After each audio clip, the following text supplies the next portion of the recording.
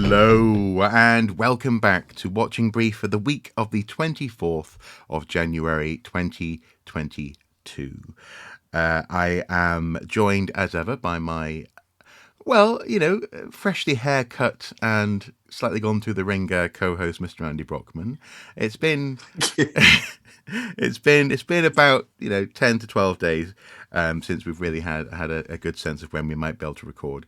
Some stuff has been happening with you, some stuff has been happening here, literally actually outside the house here at Archaeosoup Towers. But how is everything at House Brockman, Mr. Andy? Mr. Brockman. No, we're fine, thank you. We had a family bereavement. My partner's mother died sadly last week, so it did rather throw things. But we're well, and thank you. We're back to normal now, more or less. Excellent. As normal as either of us can be, really, I suppose. You might say that. I couldn't possibly comment, as I always say. For my part, we've had gasworks outside for going on 6 weeks now, I think. Getting very close to 6 weeks in one form or another. And literally yesterday, I couldn't hear myself think. So it's been interesting. Plus, as well, I've had an ongoing cold that's been sabotaging me here and there. Anyway, regardless of whatever else is happening in life, our Watching Brief does. Hang on, Mark.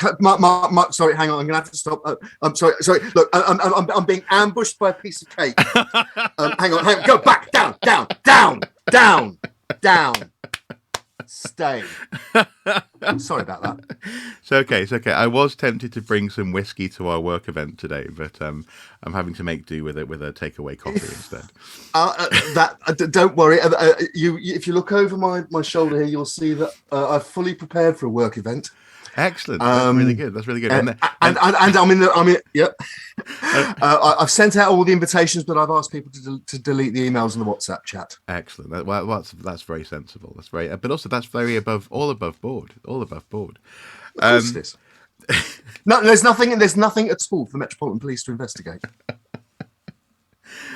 Dear reader, dear listener, wonderful viewer, please just look at what's happening in the UK at the moment. You'll get some sense of what we're rabbiting on about. But anyway, regardless of whether or not, for example, our country's leaders are on the lash, we have a Watching Brief, and it is continuing. And this week we have, I teased this question, the biggest question we're asking this week, a few days ago, in the form of asking, should archaeologists just bite the bullet, as it were, and start selling material that we recover in archaeological sites in order to fund our research? But before we get into that, we're starting off with the link of the week, and we've gone with a news story from BBC News, headlined "Climate Change Threatening Buried UK Treasures." And this is interesting in the context of, I believe, was it last summer, possibly even the summer before as well, there were stories about the heat revealing, hidden towns and ditches and other potential archaeological sites where you could see crop marks. The relative humidity of the archaeology and the soil around it was different to each other, and therefore the heat was upping the ability to see archaeology. But in this instance, what we have, and this is actually at Vindolanda, just up the road from me, is heat affecting what we call anoxic archaeology. So the fact that this archaeology is sealed in an oxygenless, waterlogged environment is the reason that, for example, we have leather shoes and documents, for example, from the Roman world, most famously at Vindolanda, surviving. And so, this is one of many stories along these lines. There's lots of stories at the moment, aren't there, about glacier melt, for example, yielding ancient Norse artifacts and prehistoric material. But this is happening here in the UK right now. And do you think, is it no longer controversial to actually say that climate change is likely to be an element here? Because for the last 10 years, we've had various people saying you can't take one weather event and map that onto a whole climate shift or climate change. But do you think this is now a relatively uncontroversial sort of headline to have in the BBC? I think it's, considering the BBC's record in discussing what was called climate change, what's now normally termed actually the climate emergency. Mm. At one stage, the BBC had a reputation for always wanting to balance somebody who was promoting the idea of human-influenced climate change with somebody who was saying it was nonsense. Most famously, the former Chancellor of the Exchequer, Lord Lawson, who has been heavily involved in what, again, many people would say is climate change denial or climate emergency denial.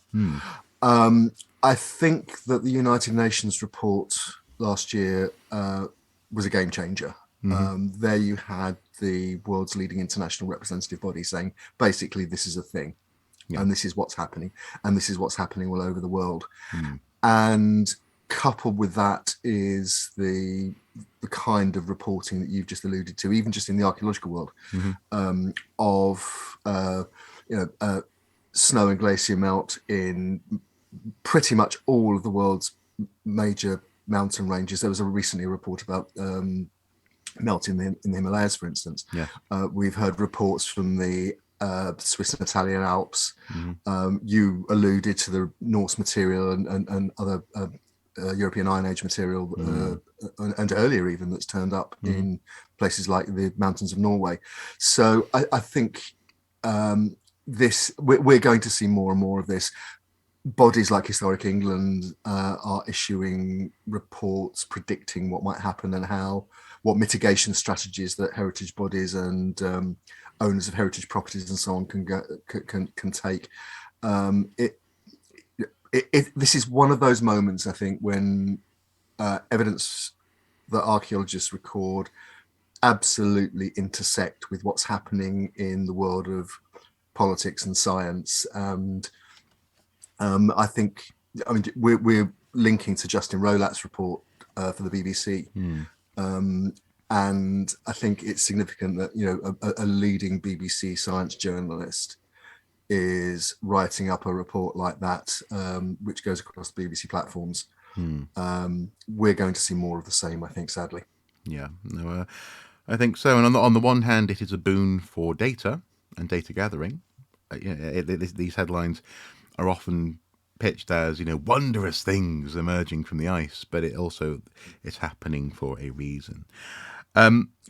The second thing that we wanted to pick up on before we get into the meat, as it were, or even the lovely vegetarian haggis. In fact, recently we had Burns Night here of the story of this episode this week. I'll apologise to our Scottish viewer who might think that the concept of a vegetarian haggis is actually something that has been invented by the Sassenachs as a national humiliation. No, not at all. It's a Scottish company, and actually most of my Scottish friends think it's lovely. They're lovely. They are lovely. You should try it.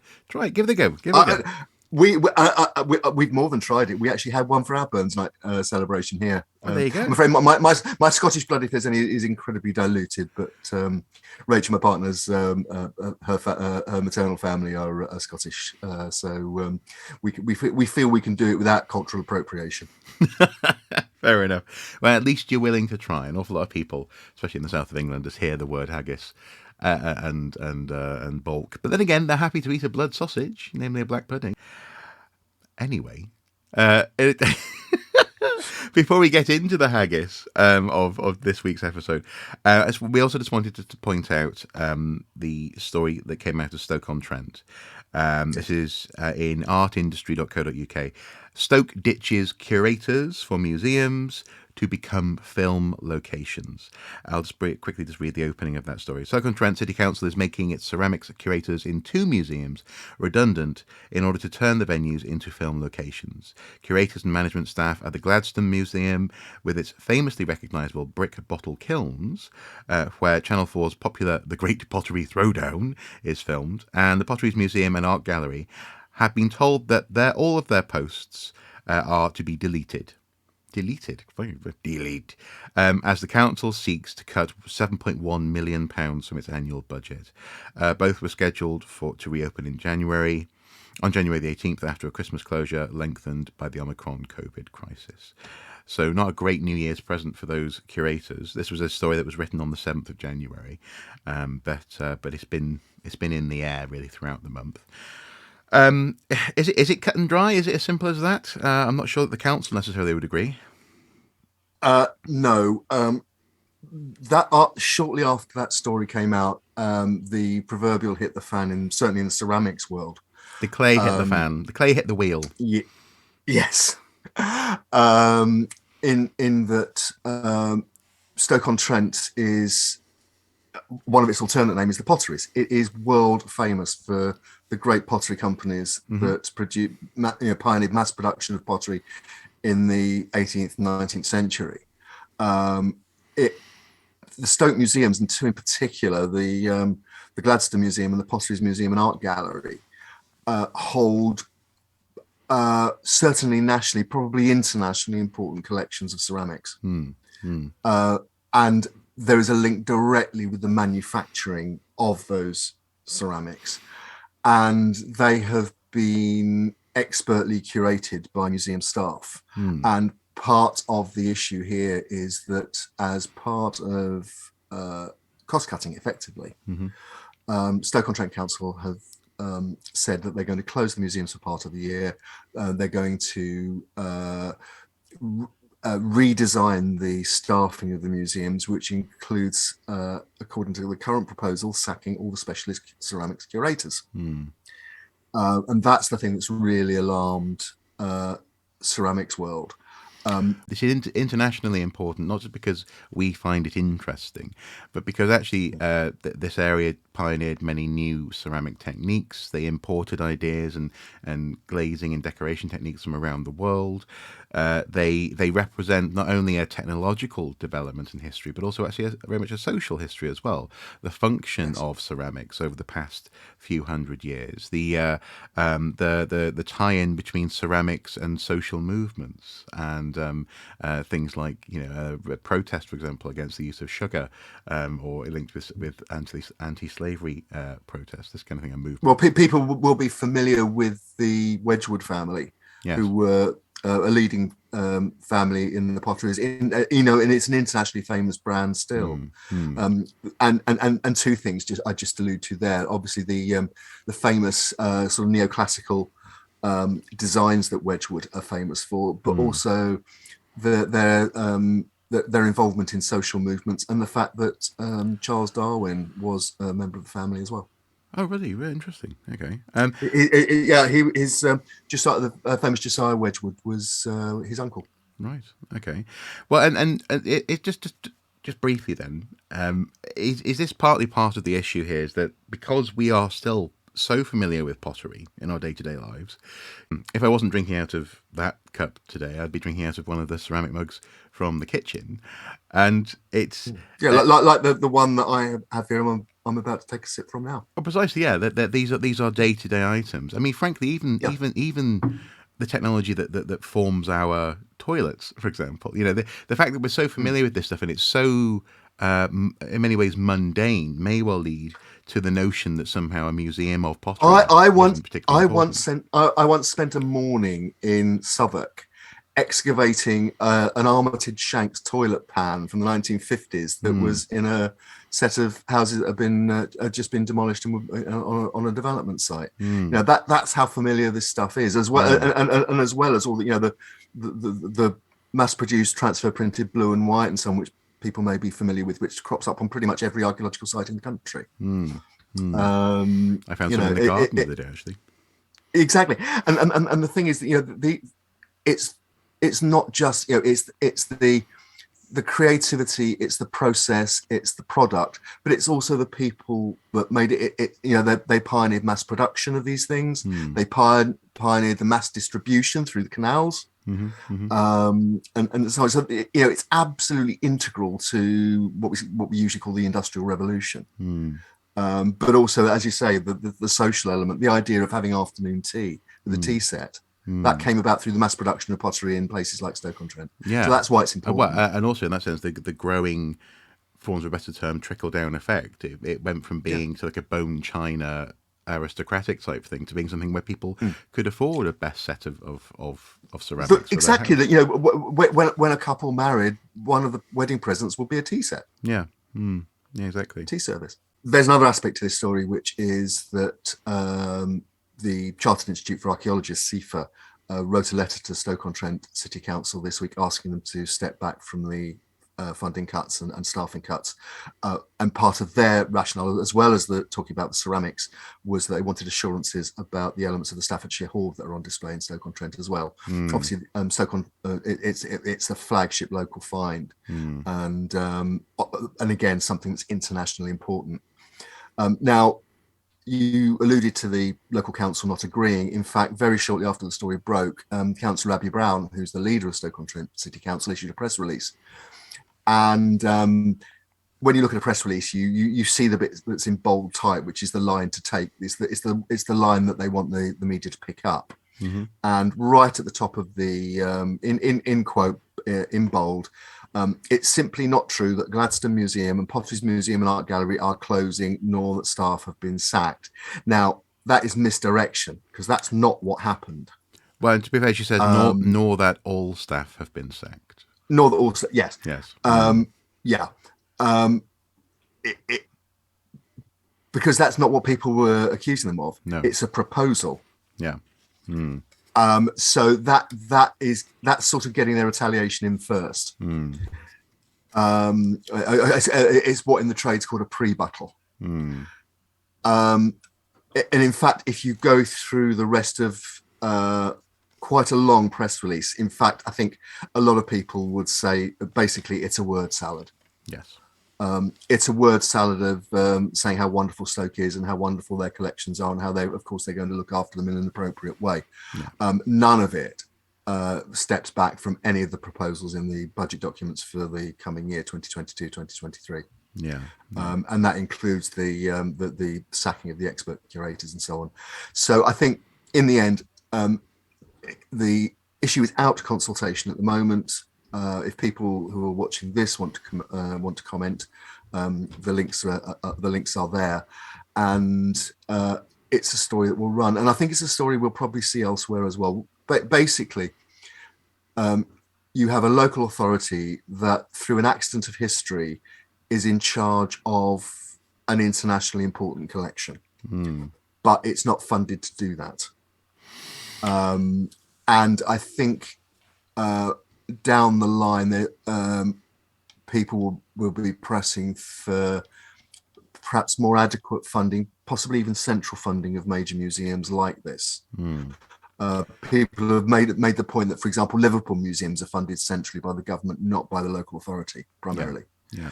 And you have branches of, example, Imperial War Museum North. So, for example, you could see potentially a Victoria and Albert Museum ceramics branch in Stoke-on-Trent, which would remove the pain from the local authority in having to support something that is obviously expensive as well as being important.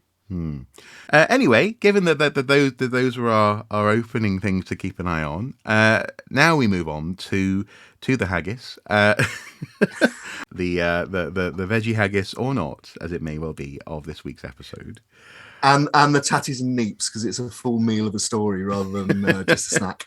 Well, indeed. Although in this household we have Brussels sprouts and gravy on there as well, which is somewhat controversial. Which I was going to say, well, that again is entirely befitting to a somewhat controversial story. So yeah. Okay. Well, yeah. There we go. Let's crack on with the main course. So sit down, bib on, cutlery out, and this story has the headline in the pipeline that you wrote. Fears Jersey Award could lead to inflated valuations under Treasure Act. And this is an interesting one because it touches on a broader story that we've touched on, I think not that long ago actually, in Watching Brief, where often treasure enthusiasts, people who go out with metal detectors and who find treasure and who want it valued in order to benefit from their discoveries monetarily, will accuse the Treasure Valuation Committee of undervaluing their discoveries, their hoards, their artifacts, because apparently for some reason they make money out of this. It's unclear, but in the commentary and in the discussions that happen around this stuff, often that's the accusation. But this is an interesting example here, though, because Jersey is connected to as it were, London to Britain, but also it has its own governance. Jersey, for people who aren't familiar, is an island just off the west coast of France. And if you're not familiar with the Northern European map, you may well think it even looks like it should belong possibly to France, but it doesn't. It's actually its own entity. It's what's called a bailiwick. So it has historical connections to Britain. It has legal customs and cultural customs that are very much British in that sense. But it also has its own rules and regulations. And so when these questions arose on Jersey, an interesting case study unfolded. The other thing to know about Jersey is that as its economy is currently configured, there are three strands to it. One is agriculture, and people might be familiar with Jersey cows and Jersey cream and that kind of thing, and tomatoes and flowers. And potatoes? Also, and potatoes. Also tourism, which again is in the summer, certainly, and certainly pre-COVID, was one of the mainstays of the Jersey economy. But the big thing that Jersey is famous for is as an offshore financial centre. It has many companies are registered on Jersey as because of its somewhat kindly less stringent financial regulation than other parts of the world, and certainly mainland Britain, particularly its taxation system. So, money, the money and the value of financial products and so on is something that people that certainly the Jersey government is very familiar with. Yes. Okay. So that's the foundation. In a sense that you have a medieval the vestige of the Angevin Empire in France coming up against modern high finance. And what happened basically with Le Câtillon to Hoard, which is what this story is about.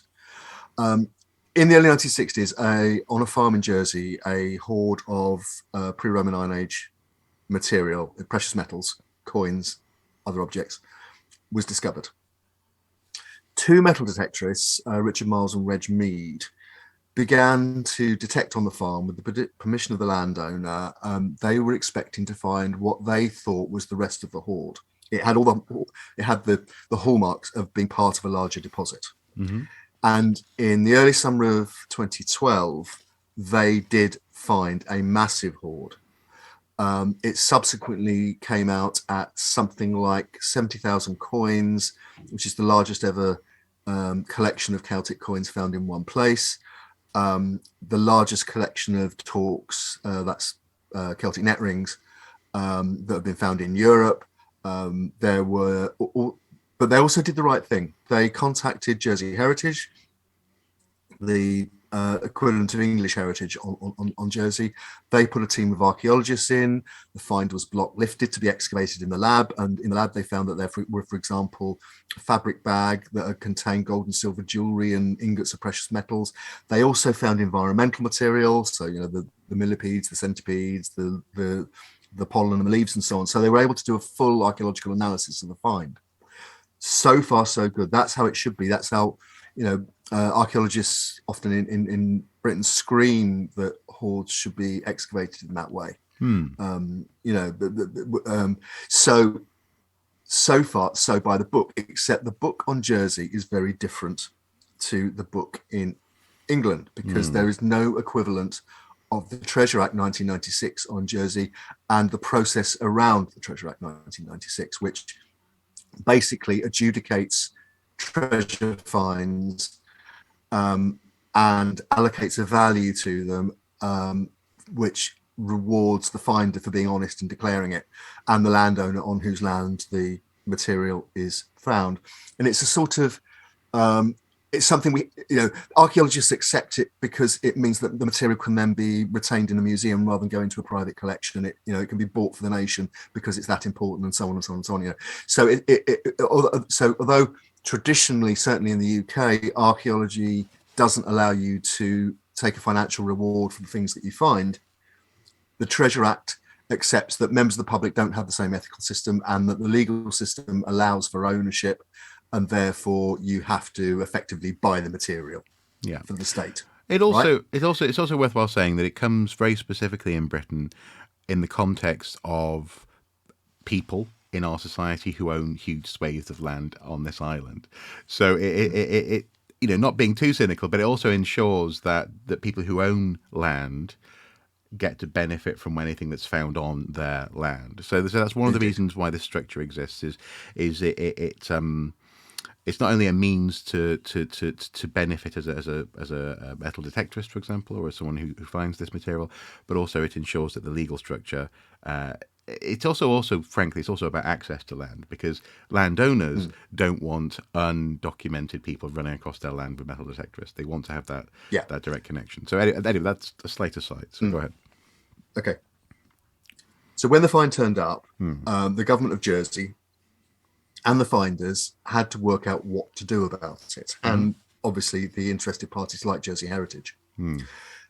As things stand on the island of Jersey, which has it, as you said, has its own legal jurisdiction, there is no equivalent of the Treasure Act 1996. What there was is is a legal framework based on the medieval law of treasure trove, which was abolished in England in 1996 by the Treasure Act because it was seen not fit for purpose.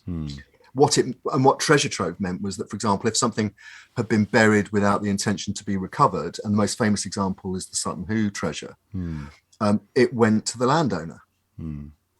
And you can see the problem here, that there will be nothing to stop the landowner selling it off. We were lucky with Sutton Hoo that Mrs. Pretty decided to donate the entire find to the British Museum. She didn't have to do that. Legally, the coroner had said it was hers under treasure trove. So there you can see the problem. What the government of Jersey agreed with Miles and Mead and the landowner was that they would observe the spirit and the process of the Treasure Act 1996, which meant that the find would be valued by the Treasure Valuation Committee. And once the valuation was accepted, it would be split between the landowner and the finders, and the state would be able to take on the find and make it part of its tourist offer. Now, by this time, the lab work was being paid for, the analysis was being paid for, the conservation was being paid for. And by the end of the TVC's valuation period, the state was in for something like £750,000. So in that sense, the Jersey government had invested in this now. They'd invested exactly through Jersey Heritage. They spent a lot of money on making this find, bringing it up to proper conservation standard, and ready to be displayed, or on the way to being displayed. The TVC met, which is it's based at the British Museum. It's facilitated by the British Museum and the Portable Antiquities Scheme, but it's not part of the Portable Antiquities Scheme. It's a government body. Yeah. And it's made up of archaeologists, experts in cultural material. They second particular experts with expertise in certain things if they need a specialist report. And there are also representatives of finders, and there are representatives of the commercial antiquities world. And I think, again, we have to remember in this that although archaeologists would often frown on it, there is often great expertise in particular kinds of antiquity in the commercial auction world. You have expert people writing very often very strong reports on particular objects, finds, whatever, that are coming up in an auction catalogue. Basically, cut to the chase, the TVC agreed to evaluation, having been approached by Jersey. The process was somewhat drawn out because initially they didn't know how many coins there were, they didn't know what they were, they didn't know whether there were any particularly rare ones, tribes that hadn't been recognized as minting coins before or whatever. But in the end, the TVC in 2017, the TVC suggested the government of Jersey settle on the basis of a valuation of just under £2 million. Yes. That will be to acquire the hoard for the state. Yeah. And that was submitted in January 2018. Okay, so this is And it was 6 years after the discovery in 2012. absolutely, as you can see now, by this time again, there are suggestions. For example, the finders were getting quite anxious about the length of time this was all taking, and so on and so on and so on. Anyway, because they had agreed to follow the process of the Treasure Act, even though it had no legal basis in Jersey, they were able to quote paragraph 67 of the Code of Practice in that pertains in England, whereby interested parties, museum, landowner, finder, can question and submit their own evidence of valuation to the TVC. So what they did was go to Chris Rudd Limited, which is an English dealer in Celtic coins. They style themselves as the only antiquities firm that deals only in Celtic coins. It was started by a guy called Chris Rudd, who's an expert on the subject, who's now semi-retired. He's getting on in years, and it's currently run by a woman called Elizabeth Cotton. Okay. And they came back with a valuation not of just under £2 million, but a valuation of something just over £6 million. Yeah, 3 times as much.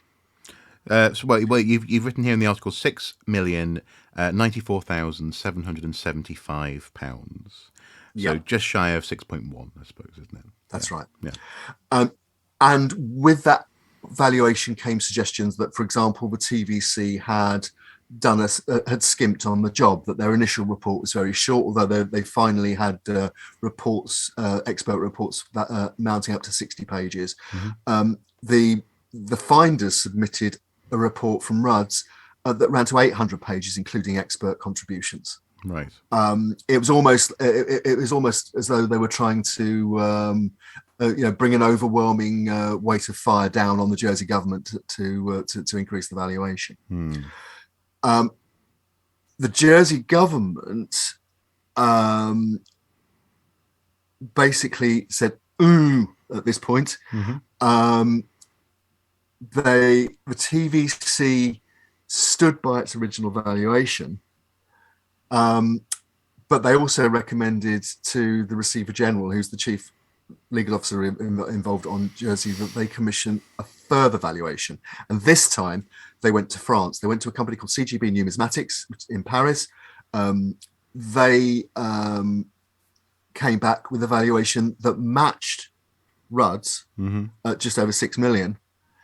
But they did it on the basis that the hoard was split up into auction lots. Now, we don't know why they did that, because the basis of the valuation, certainly from the TVC, is that the hoard is kept together, because otherwise it loses its archaeological and cultural value. Yeah. And in that sense, the hoard represents not so much a discrete, because arguably it's been found in multiple parts, but it certainly represents a trackable context. It's a story that binds these artifacts together, not least, for example, in terms of the environmental finds that were found in the block of soil, and to separate them reduces that from a story more further down, I suppose, the ladder towards intrinsic value, or maybe artistic value as well. But nonetheless, it was the same valuation, regardless of how they recommended selling it. It came to just under 6.1 million. That's right. There was clearly some negotiation went on, some toing and froing went on, and in January 2020, the Receiver General decided to sort of split the difference and make an offer of 4.25 million. Now, that came across the desk of a man called Richard Corrigan. Can I just say that number out loud? 4,250,000. So 4.25. That's a lot of money. It's a lot of money. But anyway, go ahead. It's not a bad day's work. No.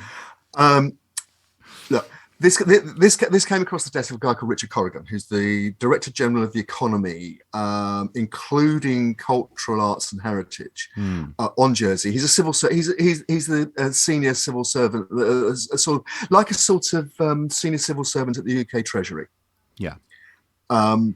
And he took the opinion that the government, who had negotiated this halfway house, this 4 million, were doing the wrong thing. That the best value for the people of Jersey was to stick with the TVC's original suggestion of 1.997. Yeah. Just under 2 million quid.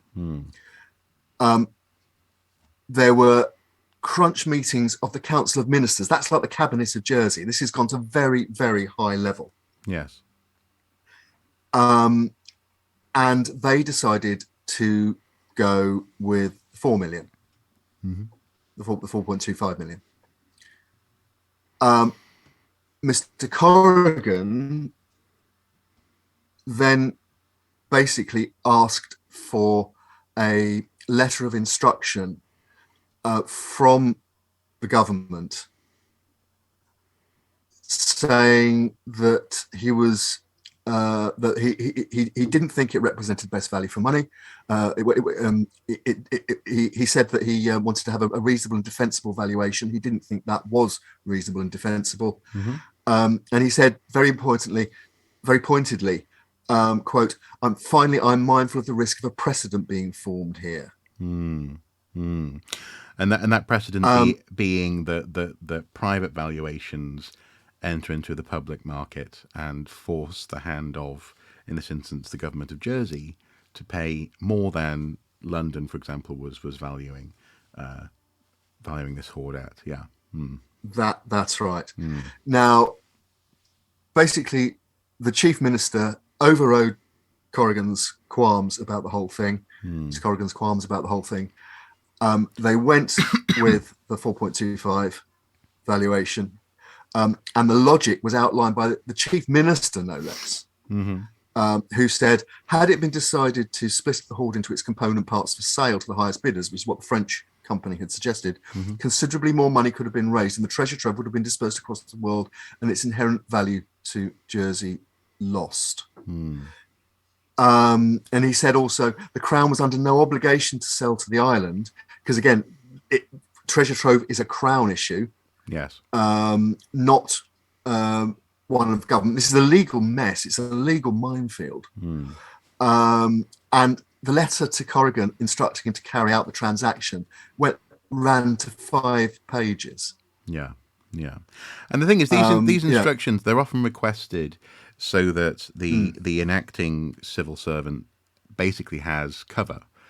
So they may well do something which is seen to be economically reckless in the future, or which is seen to be potentially even morally questionable in other situations. I'm talking about hypothetical. I'll give you and our viewer an example. The last time I came across a letter of instruction like this, a civil servant asking for a letter of instruction like this, was when I was looking at the background to the Garden Bridge in London, which was a rigged procurement under Boris Johnson's mayoralty, when there were accusations of cronyism, massive amounts of government money were passed to a charity, but it ended up with the whole project being cancelled without a brick being laid at a cost of something like £48 million. And civil servants in Whitehall asked for written letters of instruction before releasing government money to that project. Yeah. So that's the kind of, we're dealing with high stakes stuff here. Yeah. This is the kind of stuff where if it goes wrong, you end up with a knock on the door from the members of the constabulary and facing potentially a charge of malfeasance in public office. Exactly. Yeah. That's how serious this stuff can get. It should be said, this has now happened, hasn't it? Yes. So it was solved. It's a done deal. Yes, There's no. exactly. Yeah, it's a done deal. There's no going back from it. No. Okay. There is a suggestion that it was, shall we say, put out 2 days before Christmas, with the idea being that nobody would look into it too closely, because everyone would be thinking about it the Christmas holiday. And it certainly was put up. Jersey Heritage were furious. They put out a press release which said, we're fully aware of the practice of valuing similar finds in the UK and have concerns that the ultimate price paid was so far adrift from expert advice from the UK's highly regarded Treasures Valuation Committee. And then they added, such a conclusion could have a detrimental impact on Jersey's reputation and endanger future acquisitions by setting a precedent for inflated valuations. Now, I have to say, it's not just Jersey, because what the government of Jersey did by, okay, they didn't go all the way to 6 million quid, but they went to twice as much as the TVC had suggested. And well, but also crucially, in Jersey, the annual turnover in terms of tax from the Exchequer that they collect is 800 million. So this was 2% of their annual budget, that their tax into the treasury, as it were. So this is a lot of money for them. Absolutely, but on mainland UK, particularly in England, under the Treasure Act 96, the fear is that this gives every metal detectorist who declares a find to the PAS, and it goes into the treasure valuation, or declares a find to the coroner actually, and then it goes to the TVC, the Treasure Valuation Committee. It gives them carte blanche to say whatever the TVC comes back with, no, I don't accept that. I'm going to go for I'm going to submit a commercial valuation, and obviously commercial valuers have a vested interest in getting the highest price they can. Yes, for their client, but also for themselves, because they get more commission. Yeah, and that's as we said before, that's their job. That's okay. That's their job. That's okay. That is fine. But the knock-on effect of that is that for example, it would make it much more expensive for example, a local museum, like we've seen the case recently with the Yorkshire Museum, to obtain finds that have gone through the treasure system and keep them local. We talked earlier about Stoke-on-Trent. It will make it more difficult for a museum like Stoke-on-Trent to raise the money to keep important finds local. And also it sends out a signal to treasure hunters, people who might use a metal detector not because they love the history, but because I think it might end up with a payday. Oh, they all love the history, though. They all love the history, Andy. Don't you read the tweets? They all love the history. They're not in it for the money. Don't be so cynical. Sorry, go on. I'm not being cynical. I'm saying that the ones that do see a payday coming when they go that bleep might be the next Staffordshire Hoard or the next Le Cotillon 2. It gives them carte blanche to not carte blanche. It encourages them to think that when that bleep might be worth even more than it might have done before December when Jersey announced this settlement. Yeah. Now it has been. The question was asked. I believe it was raised in the podcast that you recorded with your Jersey journalist. I'm sorry. I know. I admit it. I was moonlighting. I was moonlighting. My first loyalty is still to the watching brief. Oh, I promise. Whatever. I feel used. No.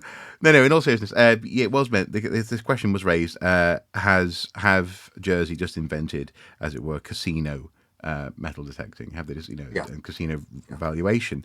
And this idea that if it wasn't already seen as a way to get rich quick, that now actually by taking it to the private market, you can insure by a factor of 4 or 5 times rather 500% that what you found may be sold for more. And I couldn't help but ask, when you first told me about this story and the slightly crass nature of this, and the way that particularly in Jersey this could happen and unfold in the way that it did, I couldn't help but ask, why don't we just get in on it? Why don't we just do it? Because maybe archaeologists are just jealous. Maybe we're just fed up of seeing things that we would put into a box and that we would maybe put on a museum shelf eventually, having looked at it very carefully in a laboratory, sold by other people for life-changing sums of money, when here we are, struggling to get a decent wage, struggling to get our research paid for, struggling to in some cases even get a portaloo.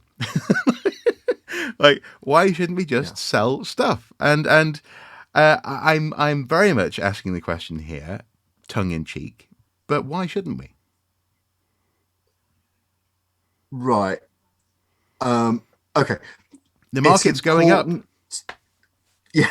Well, I know, and we talked before about auction companies. Hanson's is possibly the most high profile at the moment, who are targeting metal detectorists to sell their finds. You know, we saw that horse mount of the same period of Le Cotillon as the Le Cotillon find, going for £86,000 last year.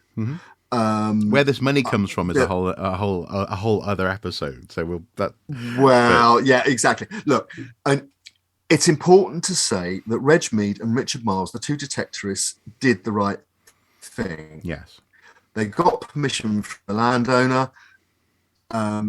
They worked without complaint from the landowner, and when they found a major find like that, they called the archaeologists in straight away. Yeah. Right? What we're talking about here is a legal and financial issue. They weren't doing anything illegal under current. They were behaving more ethically than many metal detectorists you can watch on YouTube every day. Yes. So this is not a personal attack on them. So why shouldn't we ethically follow suit then? Because if archaeology becomes about finding valuables, then it distorts the archaeology. My greatest area of knowledge in this is in the maritime archaeology, where companies that shall not be named, honestly,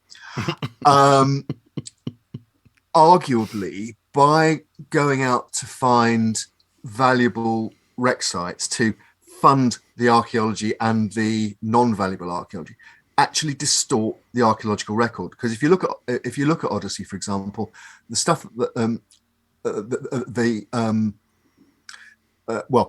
most valuable find they made, the Mercedes, hasn't been published because they did it illegally, unlawfully. Most financially valuable. There are stories that other companies, for example, in Africa and in the Far East, have noted wreck sites, but don't excavate, the local trading ship. They do excavate the East India Company ship that's carrying the Chinese porcelain. So shipwrecks start to turn up on maps of shipwrecks, not so much where shipwrecks are to be found, but rather where valuable artifacts are to be discovered. It's more complex than that. It's that, you take a shipwreck, like any archaeological site, is a microcosm. It happens to be a shorter lived microcosm than a settlement site, because a settlement site might last for millennia, whereas a shipwreck, it happens in a moment, in a particular year, month, day. Yeah, and the ship itself has a lifespan of maybe 100 years, maybe. Yeah. Absolutely, there's something like the Mary Rose, where they can track the rebuilds and so on. But again, Mary Rose is a case in point. Okay, it had valuable cannon, but most of those were removed in the 19th century by early divers and the Royal Engineers. And what makes the Mary Rose such a valuable site now is the environmental material, those longbows that were kept in anoxic conditions, so that they could actually do experiments to check the draw weight on an actual late medieval longbow. And that's all well and good, but are you now making the case that is an exception to this potential rule, in so much as that had certain national, weight behind it? We've all heard about the Mary Rose. We wanted it to be found because it had cultural import. And are you saying that private companies who just go after valuable sites would overlook a culturally valuable ship, like, for example, the Mary Rose, because it wasn't really worth their time, and hence distorting the archaeological record? Is that your point? My point is that, for example, there have been finds that have been rewarded in British territorial waters of Bronze Age wrecks and that kind of thing, because they qualify under the various acts and so on, but under the various legal frameworks. But the point is that, say, for example, you have a Viking ship with no valuables on board that turns up, say, on the Goodwin Sands or something like that.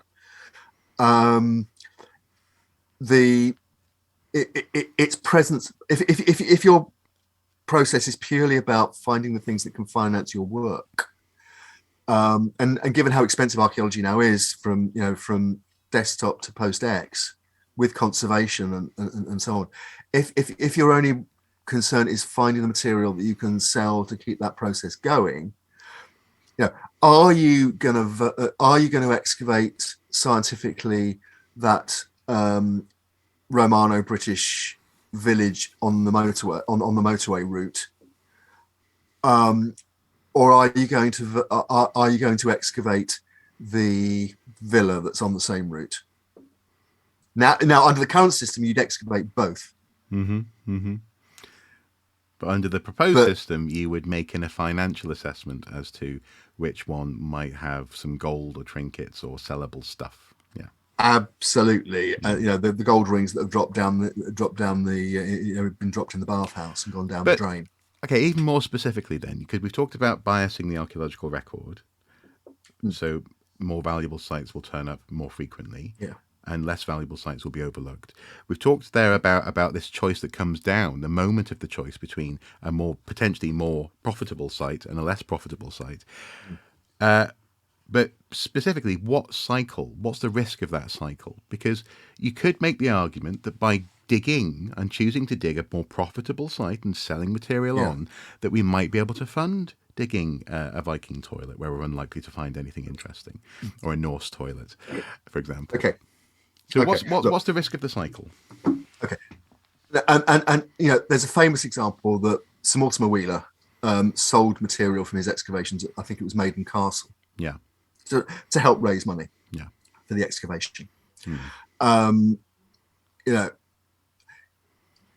There are bits and pieces at the fringes of this where archaeologists have sort of dabbled in that kind of world. Mm-hmm. But I think there's an even more fundamental issue, is that if you say that the importance of archaeology primarily is to make a financial return,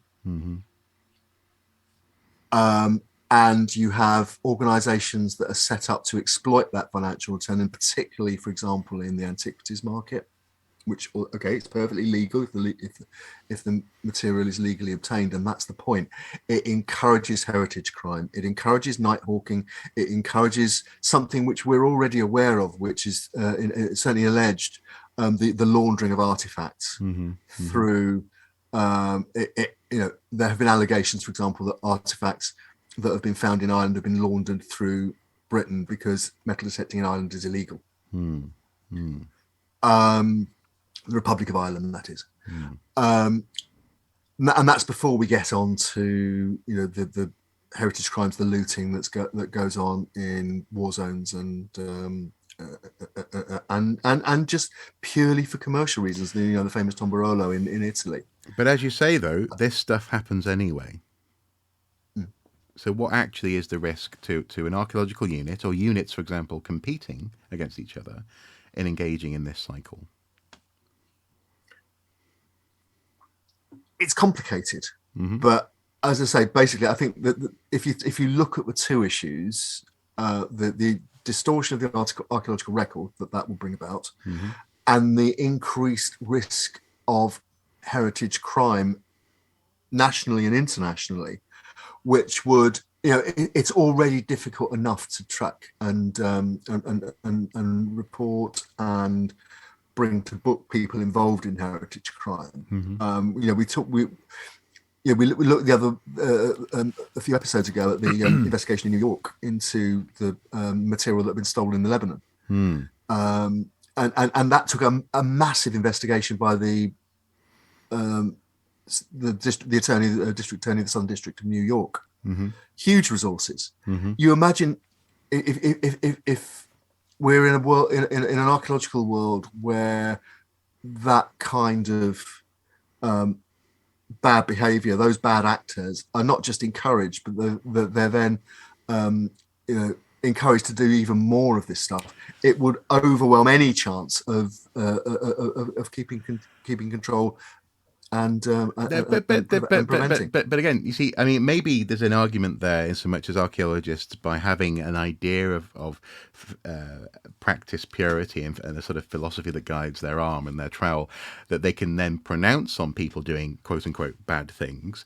But actually, if an archaeological company, for example, bought a field with a view to using that investment to monetize that archaeological site and further their own excavation and research requirements. Anyone who came onto that field, nighthawkers or not, whatever you want to call them, looters, would be Yeah. transgressing on property. It would be akin to going on into a farmer's field and kidnapping a cow.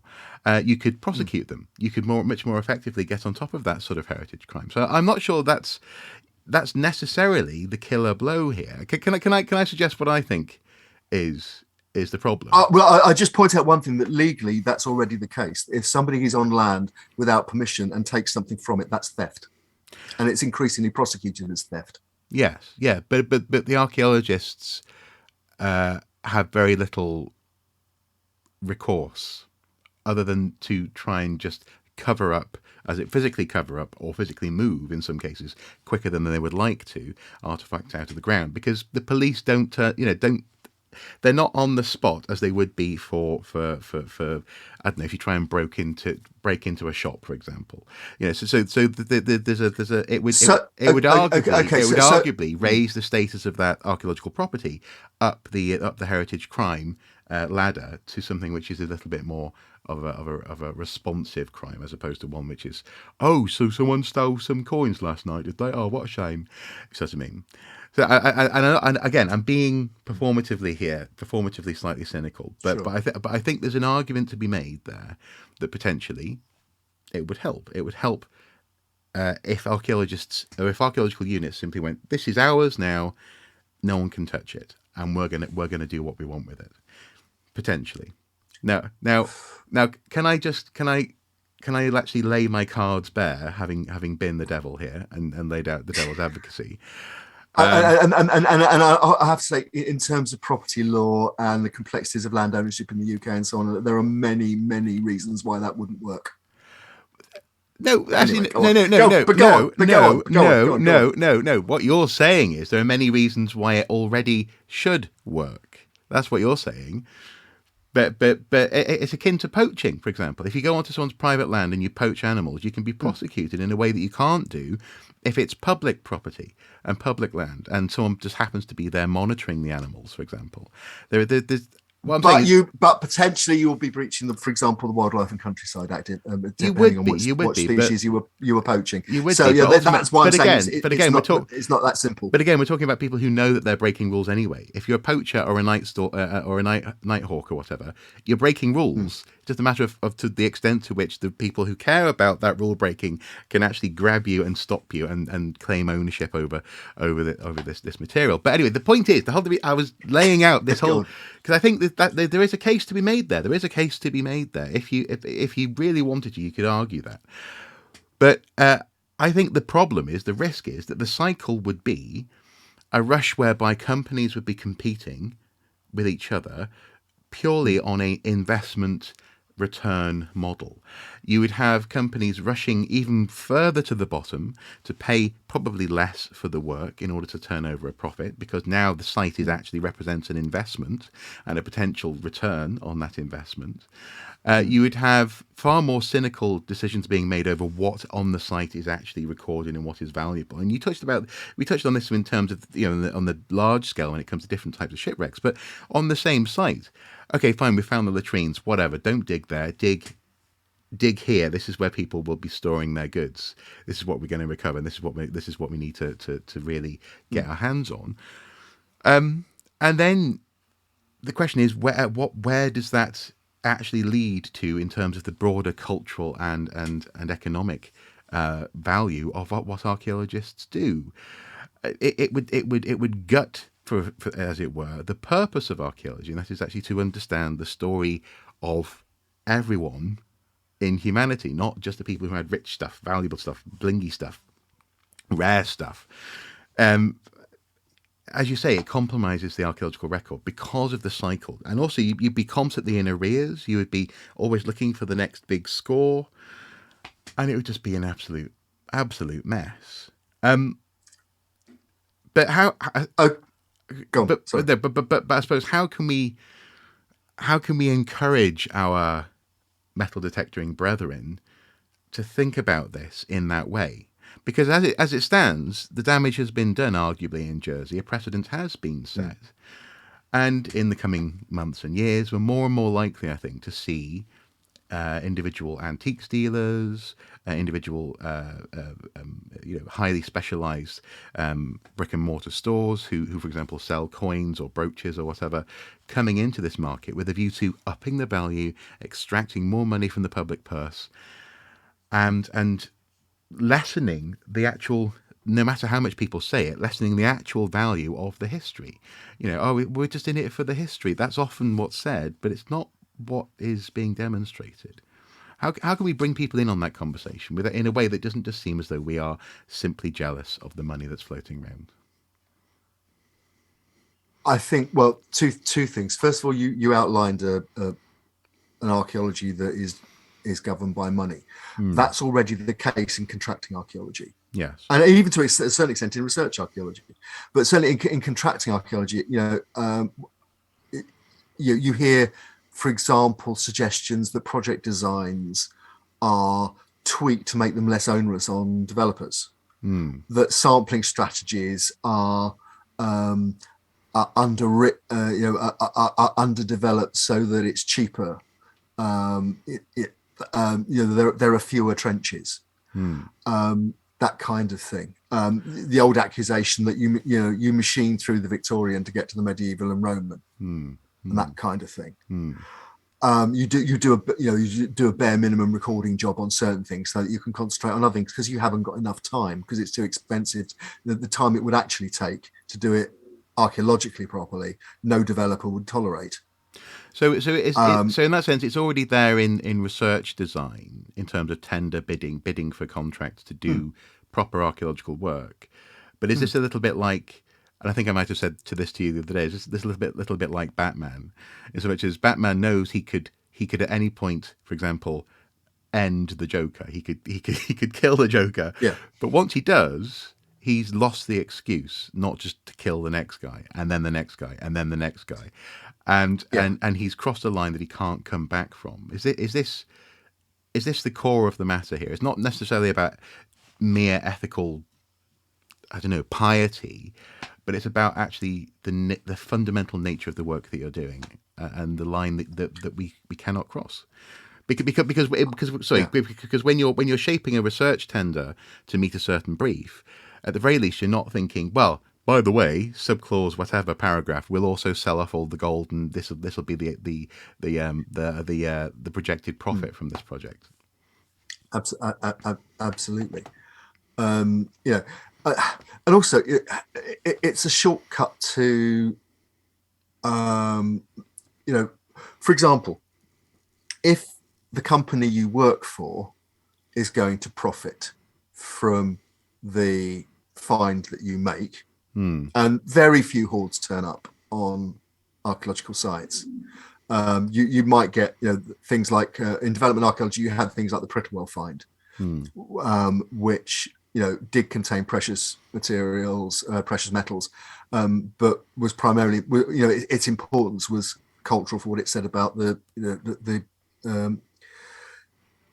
early medieval. But what in a commercial world, why would you not, for example, ask for a profit share as an archaeologist? Yeah. Why should you not have a cut of the value? But then where does that leave you with the other archaeologists who were working alongside you but didn't find that hoard of coins in the pot that just popped up? It's so fraught with issues that we and the fundamental thing is, and I know I said right at the beginning, I think that in the coin world, in the auction world, you do have people with genuine expertise. Rudds have genuine expertise in Celtic coins. But the moment you start to sell them to as archaeologists, I think you lose any moral authority you might once have had to say, look, this is something that belongs to all of us. This is something that we share. This is our past is universal. I suppose also as well, and a point I was trying to make earlier about ownership would be, arguably, for example, an archaeological team would be able to buy a plot of land, and then based on the potential return, if we're talking about millions of pounds, hire 24/7 security as well for that plot of land. But as you say, the problem is not so much. That's not necessarily the issue. The issue is what would be happening in terms of the next business job and how that job is structured, but also what's happening on site when, as you say, at what point does the cake slicing stop?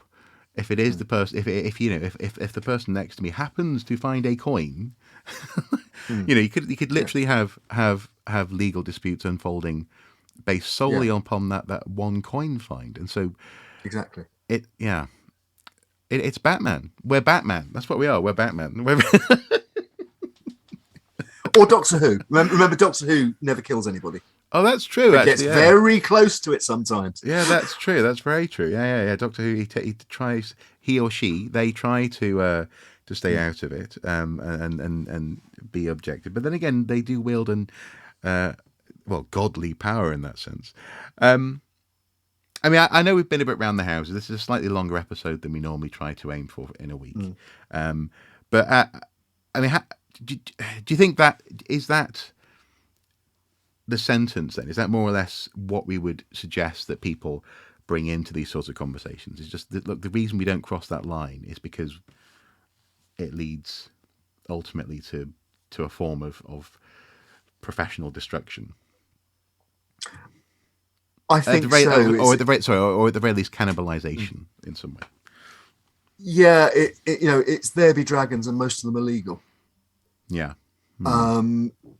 And personally, I don't want to work in an archaeology where it's driven entirely by what's it worth to me.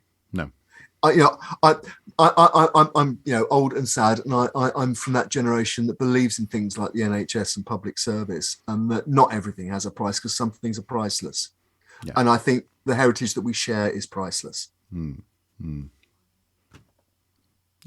I agree. I absolutely agree.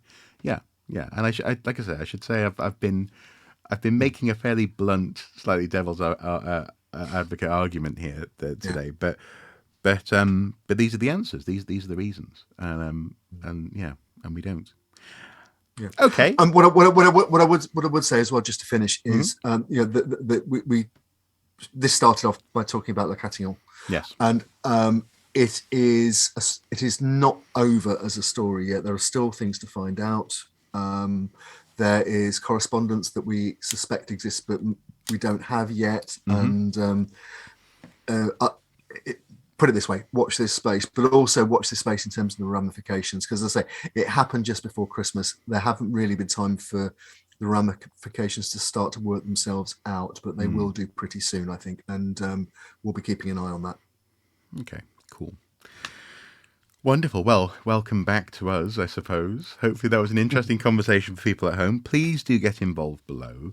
As ever, keep it civil, but also keep it